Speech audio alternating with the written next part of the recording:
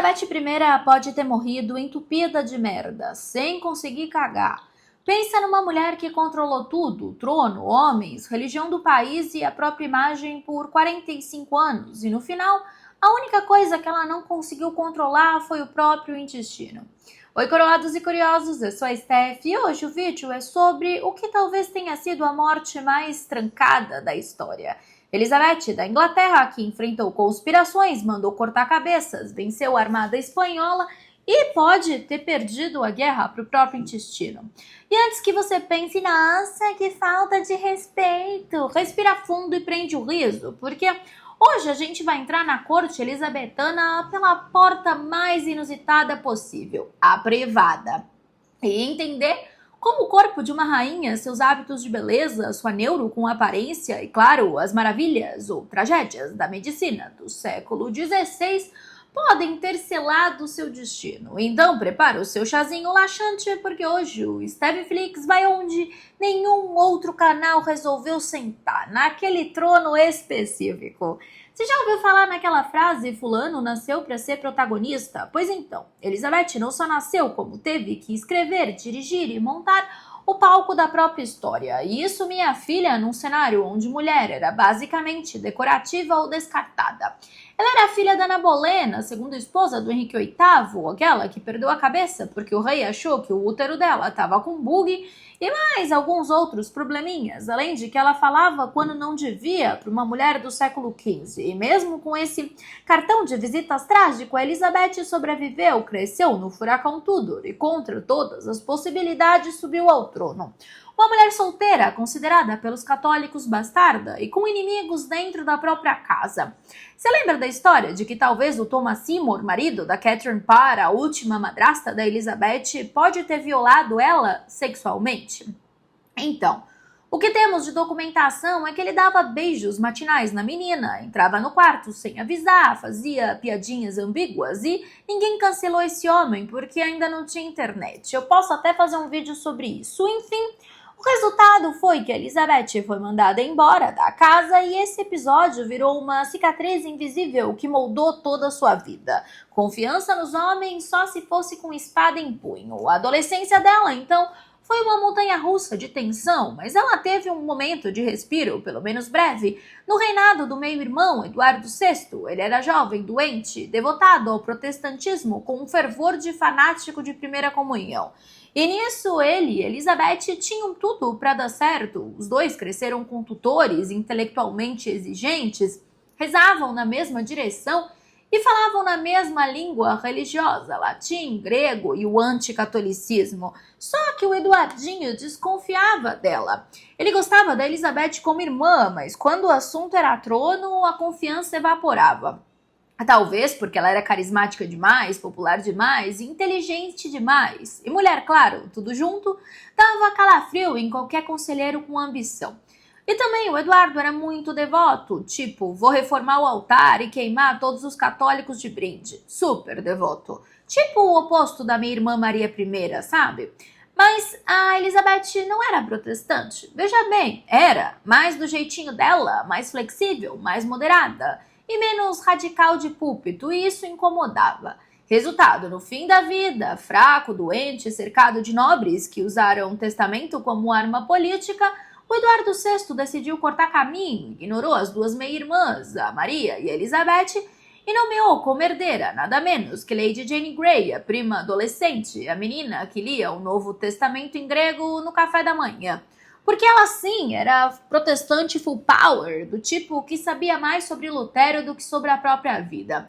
Aí claro que deu errado e a irmã Maria subiu ao trono. A Maria I subiu em 1553 com sangue nos olhos, reza nos lábios e objetivo claro, restaurar o catolicismo. E se para isso ela precisasse apagar tudo com fogo da verdade, ela acendia. Então, logo no começo do reinado, estourou a rebelião de White, e o movimento, que era o movimento contra o casamento da Maria com Filipe II da Espanha. E adivinha quem colocaram no centro da conspiração? Elizabeth, é claro, mesmo sem nenhuma prova, ela foi presa. E não foi em qualquer prisão. Dizem que ela foi levada exatamente para os mesmos aposentos da Torre de Londres, onde a mãe, Ana Bolena, ficou antes de ser executada. Se é fato, alguns historiadores discordam, mas para o roteiro da vida da Elizabeth isso se encaixa como luva. E pensa só, a jovem filha da herege decapitada sendo interrogada, cercada de espiões e ameaças, no lugar mais assombrado da sua história familiar. É o tipo de trauma que nem terapia mais pesada resolveria. A Elizabeth sabia que qualquer passo em falso podia ser o último, então ela fez o quê? O que ela sabia de melhor. Fingiu, se comportou, sorriu, jurou fidelidade, comparecia às missas católicas com cara de quem estava ali por obrigação, e estava mesmo. Ela nunca disse que era católica, mas também nunca disse que não era. Ambiguidade digna de prêmio, e funcionou.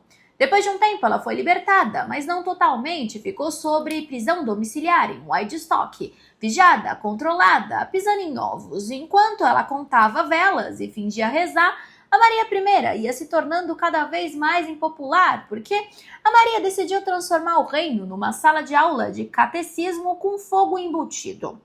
E aí, em 1558, a Maria I morreu sem filhos, o trono estava vago, a Inglaterra segurou o fôlego e quem assumiu? Elizabeth. Ela sobe ao trono com 25 anos, cercada de dúvidas, mas com pose de quem já tinha passado pela fornalha e saído com a coroa brilhando. E agora me diz, será que existe alguma aula de política que ensine mais do que você ter sobrevivido à irmã que te odiava, ao meio-irmão que te ignorava e o pai que cortou a cabeça da mãe e ainda saía aclamada? Pois é, mas vamos encurtar essa parte para o final do reinado, porque a gente já tem biografia da Elizabeth aqui, vamos ter ela novamente com gráficos, então bora para o final. Elizabeth I segurou o trono por mais de 40 anos e segurou com inteligência, ambiguidade, discursos afiados e aquele jeitinho clássico da Elizabeth de nunca dizer sim e nem não. Ela manteve a estabilidade religiosa, pelo menos no começo, botou ordem na economia, enfrentou conspirações na Escócia, na França, do Papa e até da própria prima Maria Stuart. Também recusou todos os casamentos, todos. Ela flertava com a Europa inteira e casava com ninguém, porque o plano dela era outro, casar com o trono. E isso ela fez como ninguém. E aí a gente entra num ponto curioso. Durante todo esse reinado, com guerra, traição, tentativas de assassinato e piratas ingleses saqueando navios espanhóis, sabe o que nunca falhava? A saúde da Betinha. Ela teve varíola no comecinho do reinado e quase morreu. Mas depois disso, nada. Nenhuma doença grave, nenhum desmaio dramático, nenhum bilhete dizendo "Meu Deus, chama os médicos porque a rainha caiu". A mulher era um touro investido em bordado com uma constituição de ferro e uma resistência de dar inveja até na Rainha Vitória, que viria um pouco depois. E aí que entra o tema real do nosso vídeo de hoje, o rumor histórico, a teoria peculiar, que é totalmente inesperada. Porque, se for verdade, tem cronista da época que jura que essa história merece ser contada com todos os detalhes e com o respeito e o humor que ela merece. Rainha desde os 25, ela estava mais de 4 décadas no trono, quando os primeiros sinais de desgastes começaram a aparecer. E não eram só rugas ou fios brancos, era um cansaço de alma, uma exaustão que nem toda aquela maquiagem branca de chumbo dava conta de esconder. E vamos combinar, Elizabeth era uma mulher que passou a vida driblando a morte, os inimigos, os cortesãos sedentes por sucessão e, é claro, a própria solidão. Só que no final do reinado o jogo começou a virar e não foi nada bonito. A década de 1590 foi particularmente difícil para Elizabeth. A Inglaterra ainda colhia os frutos da derrota da Armada Espanhola de 1588, sim, mas também enfrentava problemas econômicos, rebeliões na Irlanda, inflação e uma geração nova de políticos que não era muito fã da monarca idosa. Então, sabe aquele momento em que você já fez de tudo, já segurou as pontas do reino, venceu o machismo, a pressão e os espanhóis?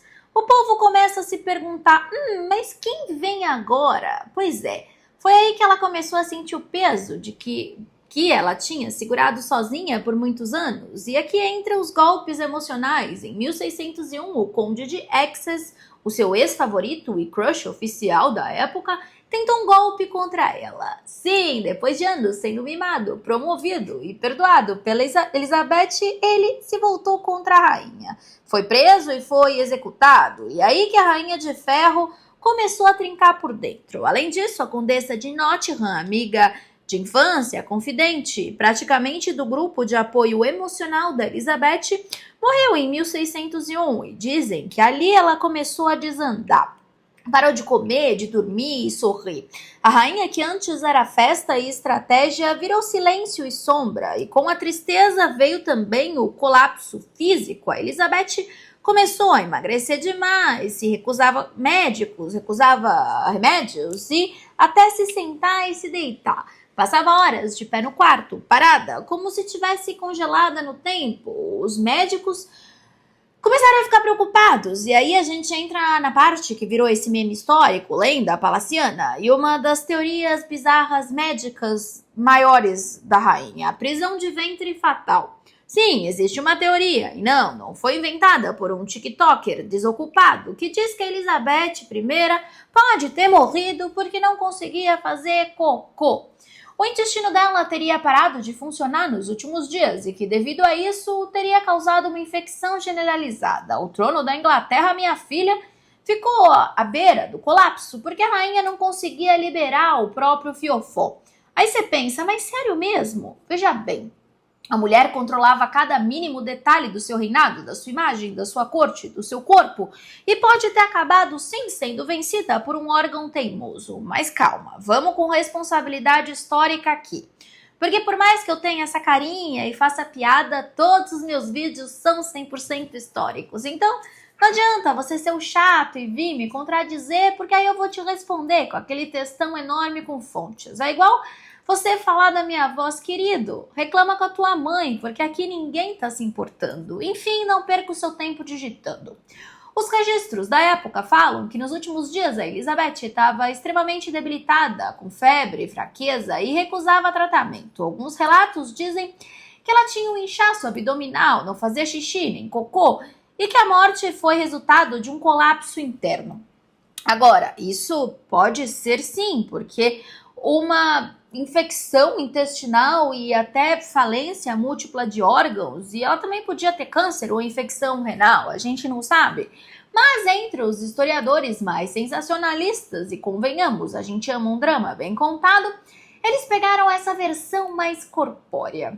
E se você acha que isso é coisa moderna, não, já nos séculos XVI e XVII os médicos faziam essa especulação, porque a Elizabeth se recusou a qualquer exame físico e proibiu a sua autópsia, então ficaram alguns buracos. E aí, em 1603, depois de dias em silêncio, sem comer, sem falar e praticamente imóvel, a Elizabeth morreu de pé, porque se recusava a deitar. Dizem que ela morreu cercada pelos poucos que ainda estavam por perto, como uma estátua viva da própria lenda. E aqui entra a pergunta: será que foi destino ou uma digestão que resolveu sabotar o legado da rainha? Isso é quase poético, porque a rainha do autocontrole, da contenção, da negação absoluta de emoções, desejo, amor e maternidade, foi vencida pelo próprio corpo. E um final trágico e cômico, mas claro, a gente lembra como um pouquinho dos dois. E antes que alguém diga, ai, que falta de respeito com a rainha, eu te digo, ela pode ter amado essa teoria, porque Elizabeth adorava teatro. Se ela soubesse que séculos depois o povo estaria debatendo o que parou nela, o que saiu nela, ia ser a cereja do bolo do próprio mito. E assim, sem testamento, sem sucessão oficializado, com pompa, sem coroação preparada, terminou o reinado da mulher que desafiou papas, reis, tempestades e príncipes insistentes. Elizabeth I, a rainha virgem, gloriana, deusa da peruca vermelha e palavras afiadas, simplesmente morreu. E o trono da Inglaterra, pela primeira vez em décadas, ficou sem dono, mas não por muito tempo. E aí me conta, será que ela morreu por não soltar o controle ou por nunca ter sido ensinada que podia? E eu espero que você tenha gostado do vídeo, e se você ainda não se inscreveu no canal, essa é sua deixa. Aqui o cafezinho nunca esfria. E as intrigas da história são sempre servidas quentinhas para você e com essa minha voz que só tem mulher reclamando. Mulher mal... Enfim, nós temos vídeos novos todos os dias, às 8 horas da noite. Um beijo e até amanhã para o próximo Steph Free.